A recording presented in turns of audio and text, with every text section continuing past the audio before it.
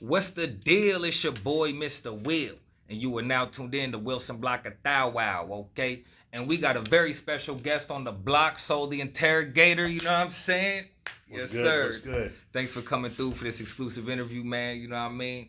It's been a drag trying to get artists to, just, drop in these days. Yeah. You know what I mean?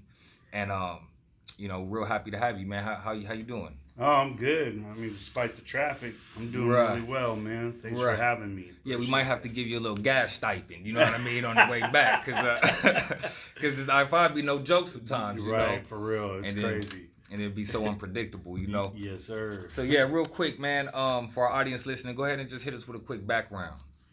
My name's Soul the Interrogator. I've been in Seattle hip-hop since 1991. Started doing hip-hop back in, I fell in love with hip-hop back in 83 when I was 10 years old. And my involvement has been kind of sporadic. Yeah. There's been times where I quit and came back, and other times where, I fell into some bad habits that's, stifled my career advancement. And, but I've been doing it. I'm still here. I've been doing it for a long time. So. Yeah. So before we get into the music and the culture and all that, man, just tell me how life was growing up in Seattle. You know what I mean? Because for the record, man, I'm from LA. I'm a transplant. I know Seattle got history of transplants. It's no secret, But for the people that grew up here, this is the whole reason I got you on the show. You know what I mean? To talk about, what was life like growing up in Seattle during these eras, you know what I mean? Okay. Well, I was also a transplant. I lived in SoCal. I lived on Catalina Island in Long Beach. Oh, heavy. And that's where all my siblings are from. They're from Long Beach. They went to Poly. And okay. Yeah. Oh, so you know what it is, man. Yeah. You know what I mean? You've been around the block. Yeah. You know? I go down to Cali all the time to visit my family and stuff. So, But yeah, my mom and I moved up here in '85. I was about 12.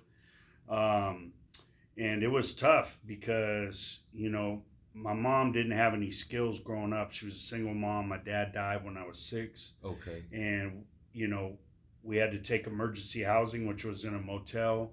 And I lived there for several years, and then we moved to the Central District. Mm-hmm. And so I kind of lived on, the neighborhood I lived in North Seattle was kind of a lower middle class, more of a white neighborhood. And then when I lived in the Central District, that was, predominantly black neighborhood.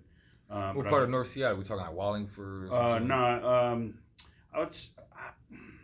It's kind of like I lived on 87. In a song, I said 97th and 99, but it was actually 87th and Aurora Avenue, which was 99. It's kind of in between Greenwood and trying to think of another area, Northgate. Kind of in between that area. And it was pretty crazy, rough neighborhood, just living right off of Aurora Avenue. There's prostitution, drug dealing, and a lot of violence, and a lot of latchkey kids growing up. And so that I seen a lot of that in Grinch's music videos. Yeah, he's from Ballard, right? Which I used to go kick it at. I made a lot of friends over in Ballard. I used to sell weed to them guys over there, and it was so weird. That's a total poor white neighborhood back in the 80s. Really? Like mullets. For real? Metal. Ballard? Yeah. What? Mullets, heavy metal. Yeah, it was crazy, bro. The only hip hop they listened to was Easy Does It by Eazy-E and Too Short. Life is Too Short. Other than that, it was all Iron Maiden, Metallica. It was crazy. Yeah.